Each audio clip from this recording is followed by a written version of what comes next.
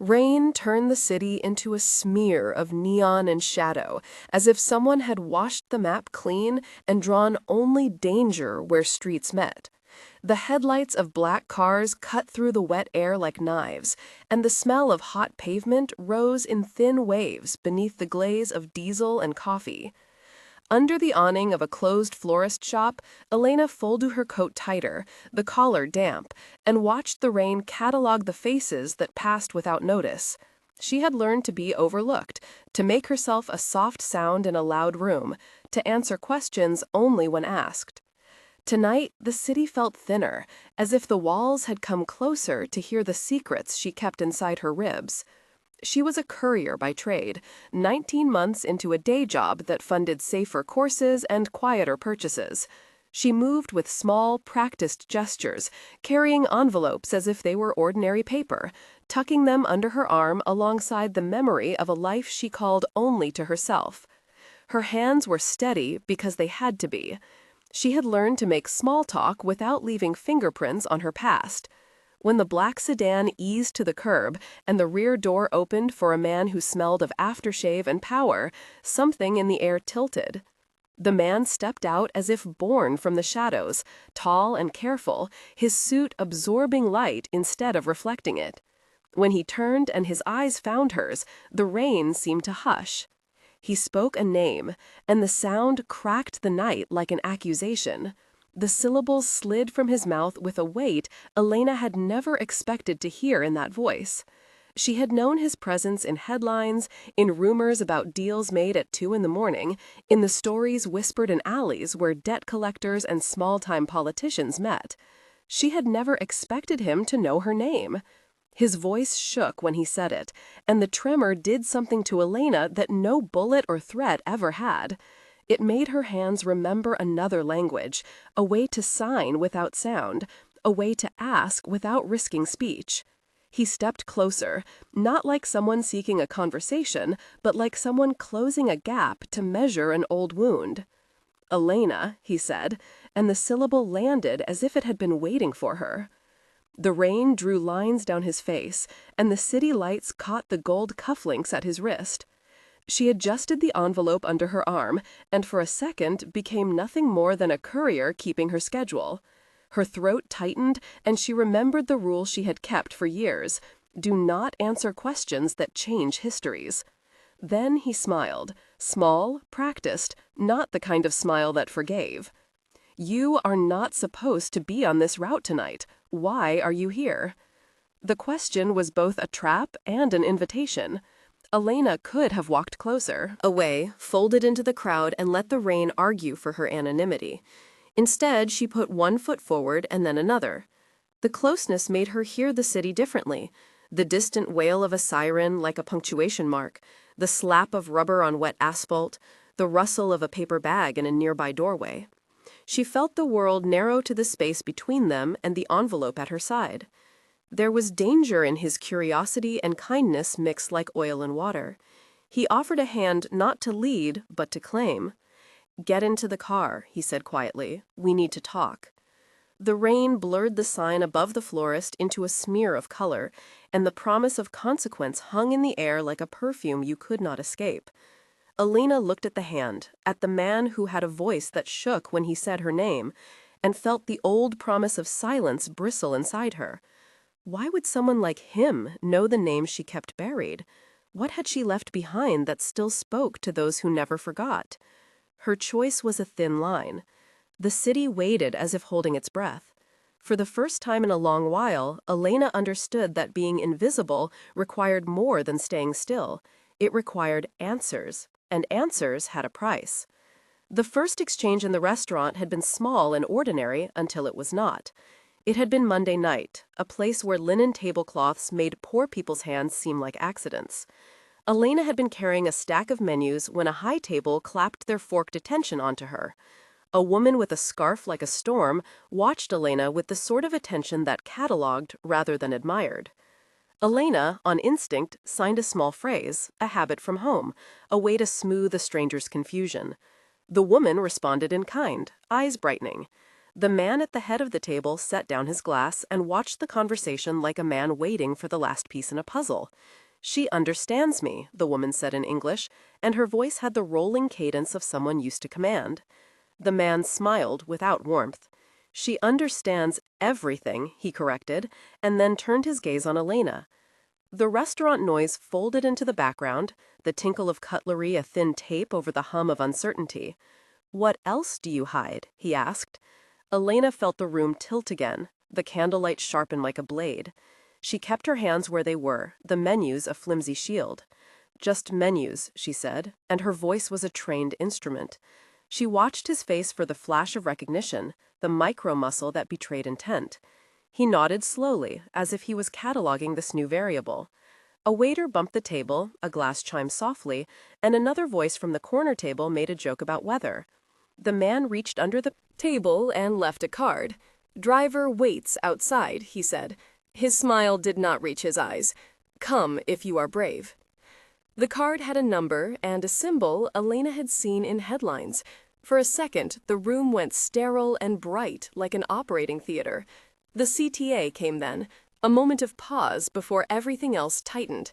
If you were Elena, and the man who ran cities by rumor and debt stepped into your life, under the rain, what would you do?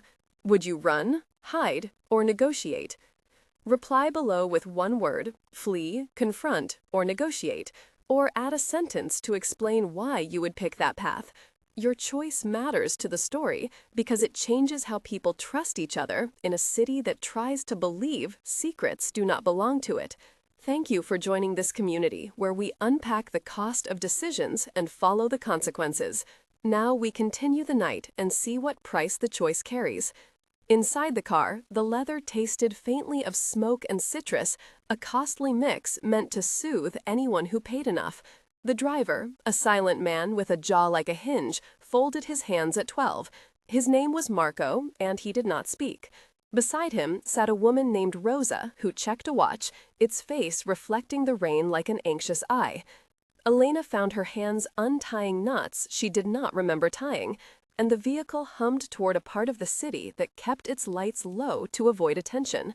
The boss, whose name Elena had seen in so many paper prints and online commentaries, watched her without moving his mouth. He said nothing for a long time, and in that quiet, she built a list of possible lies she could tell, and the ways each would unravel. When he finally spoke, he did not ask for answers so much as offer propositions. "We have need of someone who moves without leaving a trace," he said. His voice was even, and the tremor was gone. He explained complications and benefits like someone describing weather. Elena responded with measured economy, counting syllables, managing the tremor at the back of her own throat. Their conversation stretched into something like an agreement in principle, each sentence a negotiating table. "You will be safe if you do what we ask," he said, and the words carried the weight of a promise that could be upheld or weaponized. The private confrontation was surgical. Elena disclosed nothing of the family she had left, of the brother who once taught her the alphabet of hands while the city slept, of the father who had taught her the sound of silence as a protective measure. She lied in ways that kept her life intact and omitted the pieces that would make the man in the suit dangerous in a different way. "Why do you hide who you are?" he asked at one point, fingers tapping a rhythm against the leather seat. "Because I learned the cost," she replied. She meant it and did not mean it in the same breath. When the car stopped, the night had settled to a slow hum. The boss left the vehicle like someone stepping from a stage, and the rain carried on as if nothing had happened. Elena slipped away with the envelope, but the card in her pocket thrummed like a second heart. That was the first private exposure of risk, the first time someone with power offered a way to buy back protection at the cost of joining a ledger she had sworn never to open. Elena walked home in a rain that had learned to keep secrets, and in the dark she cataloged the options like a ledger of possible deaths. The city watched Elena decide to move. For a week, she moved like someone rehearsing betrayal, keeping her eyes on alleys and faces that wanted to look away. The surveillance that Emily had once feared now felt clinical and precise. She noticed a man in a gray coat who lingered at the corner of her block, and a woman with a coffee cup who always took the same route 2 blocks behind. She had expected the world to give her space to breathe, and instead found that space filling with eyes. She hired a locksmith named Victor to change a lock in a safe place she called a haven. Victor came recommended by a friend named Jamie, who worked at the bike shop and knew how to make things seem ordinary. They moved a chipped table into a new floor above a shuttered bakery and coated the windows with a film that blurred the view like a promise. Inside that hideout, Elena began to assemble the fragments that might save her. She pulled papers from an old shoebox that smelled like cedar and detergent and spread them across the table. A faded photograph of a woman with a ready smile, a utility bill in a name that was not hers, a passport with inked lines that had been redrawn. She set a burner phone in the center and charged it, the cable and umbilical to an uncertain future. Her allies collected slowly. Rosa, who had a night job at the hospital and a steady hand, brought bandages and a small bag with supplies. Marco sent a plain envelope full of cash without a note, a gesture that meant he believed in transaction more than explanation. A retired prosecutor, Anna Hale, called in favors and offered to look into records. Officer Grant from the local precinct, who owed her a debt she could not explain, provided access to a report that should not have existed. Elena sat with her backstory like a map with burned edges and red lines. She had been a daughter once, the oldest sibling in a house that smelled of rosemary and lemon oil. Her childhood had been a classroom of hard hands and small mercies. Her father taught her to read the city by its sounds and signs. He taught her to speak softly in public and loudly in private, to hide in plain sight, and to make sleep a strategic asset. She learned both humility and suspicion early. School had been a respite until money stopped being enough and promises became heavier than her small shoulders. She took night classes in translation and worked days delivering parcels. The final fracture came with a loss that made the world unrecognizable. Her younger brother Miguel had disappeared after a debt left unpaid. The police had shrugged and closed the file with a bureaucratic sigh. Elena swore she would not be the kind of person who only watched. She left her name, left her past, took a new identity, and practiced forgetting. The second paragraph of the backstory traced training and quiet accumulation.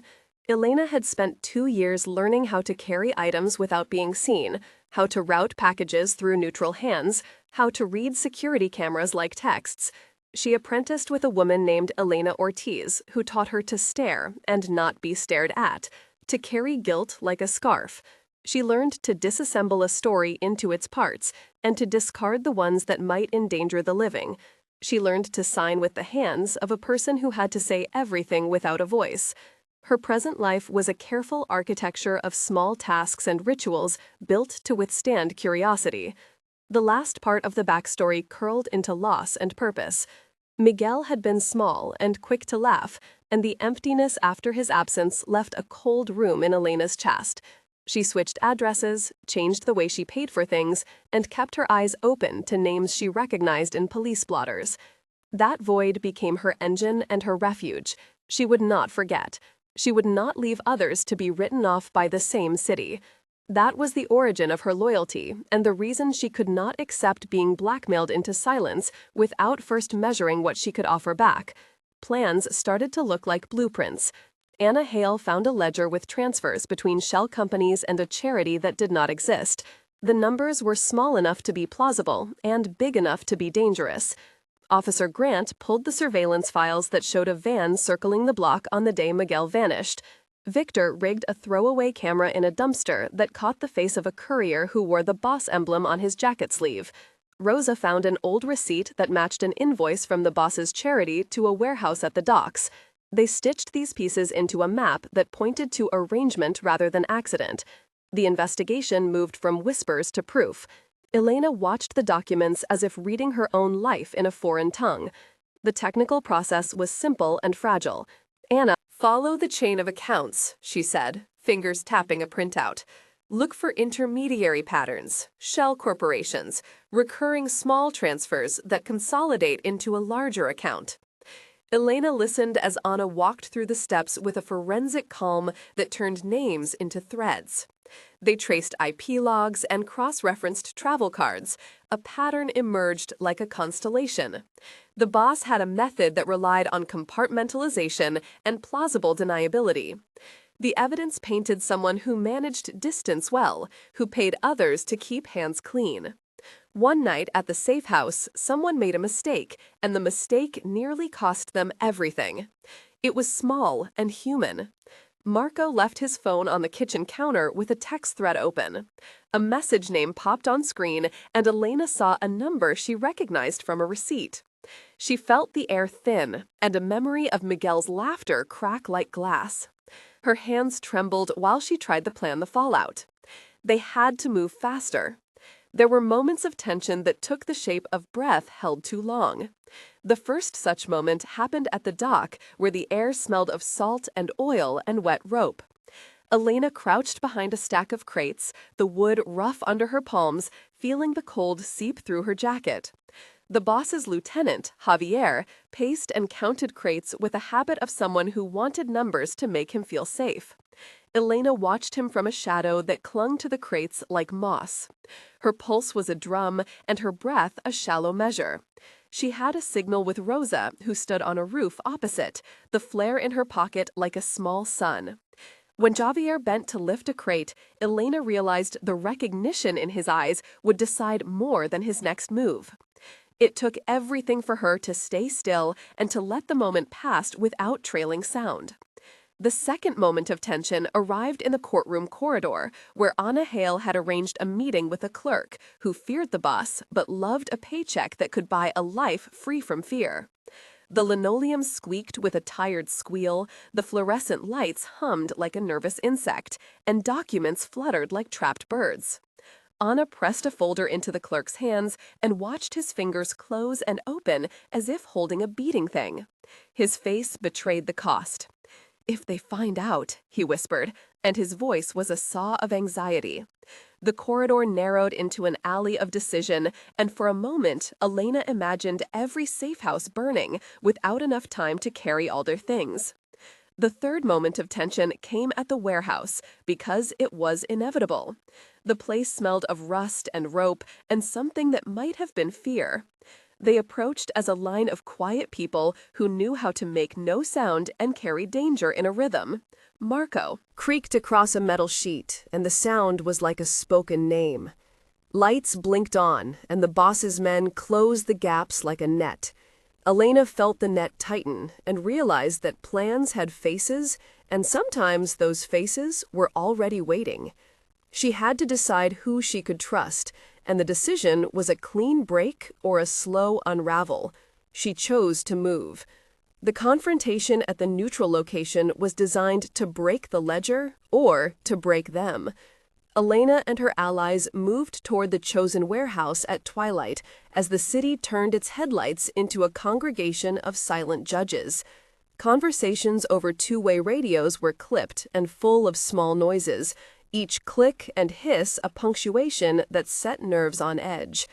The boss met them not with the bluster of a cartoon villain, but with the deliberate calm of someone who had watched storms form and pass and then decide to stay. He greeted them like a host greeting old friends, voice warm, his tremor gone, as if the rain had been a confessional. They exchanged words first, as a way to inventory truths. "You think you can take what has always been mine?" he said, in a voice that had a soft center and a hard edge. Elena stepped forward and matched him line for line, her mouth steady, though her hands remembered the language of leaves and light. The dialogue lengthened into a weave of accusations and denials. 8 to 10 times they returned the conversation to the center, each speaking and watching bodies for microsignals, each counting the steps until action. Marco coughed, and the sound seemed loud in the open space. Rosa moved like a shadow to a stock of crates, and Agent Grant whispered into his radio. "Now," he said. Shots were not the point at first. The boss had men enough to close exits, and he had money enough to buy silences. But Elena had evidence and courage in strange amounts. She unfurled the documents like a flag and read aloud names that had been washed away into accounts. The words worked like a chemical reaction. Men looked at each other as if recently struck with the truth that they were used. A lieutenant named Diego shoved a crate in anger, and in that motion left a space that allowed a flash drive to shed into a pocket. The boss's face tightened, and the tremor came back into his voice, small this time, a human fracture. He reached for Elena, but Anna moved and blocked him by placing a hand on the man's chest and saying a name he did not expect to hear. "Miguel," she said, and the word came with files and proofs and witnesses. For a heartbeat, the world narrowed to the length of that one spoken name. The fallout was immediate and messy. Some of the boss's men fled, while others stayed to bargain for better spots in a changing order. Officer Grant broadcast the ledger to a contact who could ensure that certain accounts were frozen within hours. Anna negotiated immunity with a prosecutor who had been sitting on the edge of doing what the law sometimes fears to do. The boss tried to bargain with promises of relocation and protection, but the cut had been made. The city had shifted. The consequences were not clean. There were injuries, a patched cheek, a broken window. A man named Javier lay quiet and then spoke a name. A woman from the boss's own circle, Elena Ortiz, called out a testimony that was both betrayal and salvation. The immediate reconfiguration of power left spaces where allegiance had been. Some allies vanished, taking the chances they could afford and leaving others to face a new reality. The boss was not captured then, but his reach had been shortened. He left the warehouse with a sentence that sounded like a threat and like a plea, and the tremor in his voice had returned in a different timbre. Elena felt both victory and loss. The ledger had been opened, proof scattering like confetti, and the city would not go back to a time when a missing brother could be erased. The consequences went beyond arrests. For Miguel, for the family Elena had left behind, a process of reclamation began. Records were reopened, and witnesses who had been paid into silence found courage in exposure. Anna helped secure temporary protection for several people who had given testimony. Officer Grant arranged for a transfer that would keep Elena under watch, but safe enough to plan next steps. Rosa took a night shift at the hospital that allowed her to breathe, and Marco drove a delivery that no longer required a hidden route. Victor returned to his workbench and fixed locks with a new urgency that felt like care. A month later, Elena visited a bench in a small park where the air smelled like cut grass and a distant bakery. The city had not become gentle, but it had rearranged itself. Some names were safer, some windows had bars where once there had only been glass. Elena sat with a cup of coffee that tasted thin and important, and she watched people who did not know her story move through the afternoon. She kept a file in her lap, the edges worn, the names inside beginning to form a ledger of justice. She felt lighter in ways that counted. 3 months later, the boss had left the city for a while, and rumors swirled about new alliances forming in places with less scrutiny. Elena met Miguel once in a guarded room that smelled of bleach and insurance. He was thinner than the memory, but alive, and he said her name with a gratitude that undid a small hardness in her chest. The city had not fixed everything, but a brother had been found, and that was a line drawn in defiance of erasure. 6 months later, Elena walked into a community center on a Saturday morning where a class had gathered to learn sign language. She taught with hands that still remembered the precise economy of translation and with a voice that chose not only survival but giving. People came with small injuries and larger questions, and she listened and taught and sometimes signed a name that had once been only an echo. The ledger of power had changed, and Elena had changed with it. She wore no titles but held a place in a community that respected quiet courage. She had not erased the fear or the cost. She had traded silence for a kind of action that made a different future possible. Secrets had a weight, and Elena had learned to carry them differently. Redemptions did not cancel all debts, but they shifted them into accounts that made life livable. The city learned to notice the small couriers and the men who thought names were for others to remember. Elena kept a file and a phone and a habit of checking eyes before she trusted a voice. She had been invisible, and then visible, and then visible in a way that asked for responsibility. If this story touched you, tell us in the comments which choice you would make in Elena's place. Share one word or one sentence, and be part of a conversation about how courage is measured in cities that are always listening. Subscribe to follow more stories that look at what happens when someone steps into the light and decides to keep walking forward.